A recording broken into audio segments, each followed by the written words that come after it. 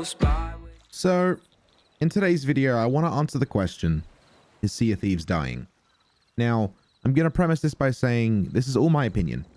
And I've been playing Sea of Thieves since the beta, so maybe I'm a little bit biased towards my love for this game.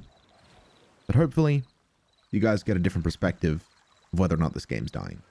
So, as someone who's played this game from literally the last day of beta through to now, I've seen every single stage this game has gone through. Back when it released with 0 content, up to the first update, with the release of seasons, with the introduction of Disney, and all and everything in between. So, one thing I've noticed is, these days, in 2021, there's definitely a lot more new players playing Sea of Thieves. With the accessibility of the new generation, with the release of Steam and Xbox collaborations, also with the Sea of Thieves Play Anywhere feature, it's definitely obvious how many new players are jumping into Sea of Thieves. I don't think that's the problem. I think the problem we're finding these days is sustaining the new players that have joined the game. Giving the players a reason to keep playing after loading up the game for the first time. Of course, the release of seasons has definitely helped this, but I want to go through all of the numbers, break them down, and give you guys, on pure stats alone, the information as to whether or not Sea of Thieves is dying. So let's get into it. So here we are. We're on a website called SteamDB, and we're looking at Sea of Thieves. Now, this website is publicly available for anyone. You can actually type steamdb.info to have a look at this for yourself and compare it whenever you're watching this video.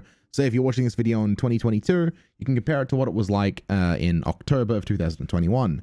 So the date is currently Thursday, 26th of October 2021 at 2 p.m. Australian time, which relates roughly to about 4:30 a.m. or, sorry, yeah, no, 4:30 a.m. in Britain, and around midnight in EST, and around 10 p.m. I believe in California and whatnot.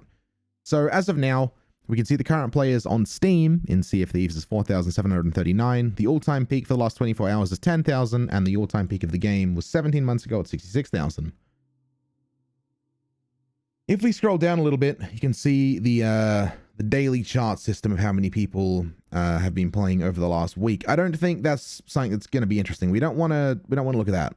The one we're going to want to bring down to is the lifetime concurrent players on Steam. Now, this shows you from release up until now. So from this graph chart alone, you can definitely see it's a lot lower than what it was upon release, and it's, I believe, hitting almost an all-time low. The all-time low from what I can see here was back in October of 2020, which is exactly a year ago.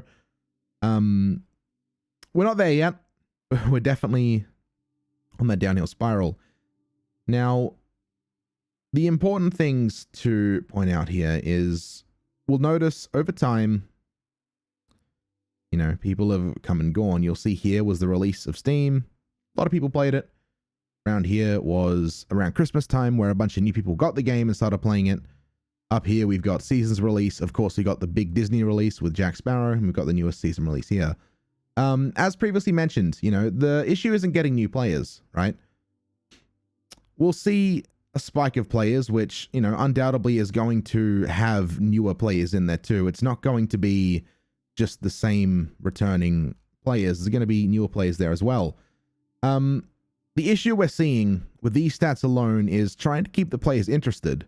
You know, they're going up, they're leaving. They're going up, they're leaving.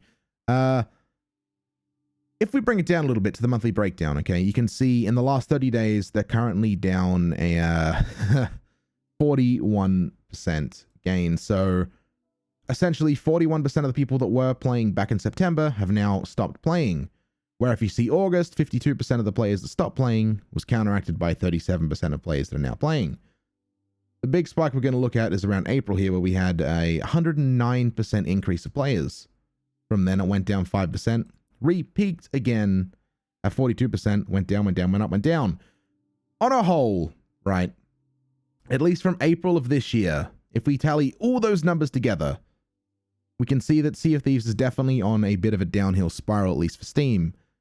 Whether or not it means the game's dying, no. Although it is a downhill spiral, we are talking with around 10,000 players every day, right? That's, of course, a max of 10,000 players every day. which means every day, at least 10,000 people are playing on Steam around the globe. Of course, this is nowhere near as close as it was, at least back in, December of 2020, or even June of 2021, where it was 63,000 peak players, which almost crossed its all-time high upon release. The game's definitely going on a downhill basis, but to say it's dying, at least on the Steam perspective, no. So Xbox likes to be quite secretive about their stats, meaning we can't find too much online, whether that be because of competitors or anything else.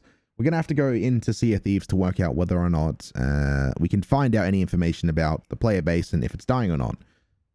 So the way we can do this is by looking at global ledgers. You will notice if you've played Sea of Thieves before that there is a global leaderboard system. For at least at this tutorial, or what's the word? Comparison, I suppose. We're going to be talking about October to September of 2021. I highly recommend, if you are watching this video in, say, December of 2021 or even the mids to late 2022, compare it with what you see right now to what it currently looks like for you. So if we can see last month in September of 2021, we can look here at the Keeper status. Of course, I was in the top percentage of Reapers for that month, and I am again for this month. So the top, and this is the top person in the Keeper status, is position 59,328 with a total of 467,000 ledger value. Where if you look at this current month, you'll notice that the 49,277th player sits at 435,000, meaning from those stats alone, there are less people this month playing the Reaper faction as there were last month.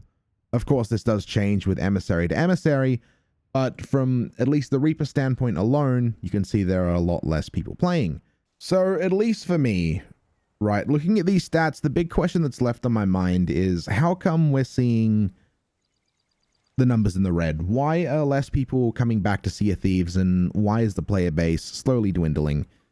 I think the big reason, at least for October of 2021, is because this is the period where new games get released. We've seen AAA games like Back 4 Blood, New World get released over the last 30 days.